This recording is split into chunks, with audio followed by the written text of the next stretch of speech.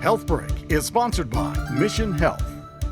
As we age, arthritis in the hip often causes pain and limited motion. When physical therapy and steroid injections no longer help, hip replacement is the best option, according to Dr. Landon Hall from Mission Health. We do an anterior-based approach, utilize a bikini incision. We are able to go between the muscles rather than through the muscles, how they've done it historically. So it's a pretty remarkable recovery period compared to how they've done historically. Specifically, the first 6 weeks is when we see the biggest change. Long term, it is a more stable hip, a lower risk of suffering from a dislocation. There's been several studies, people who skied before, bicycled. If you did those things before, you can get back to those activities. Greater than 75% of patients do get back to those activities. In Asheville region, that's important. Most people are active and want to get back to doing outdoor activities. To learn more, go to missionhealth.org/healthbreak.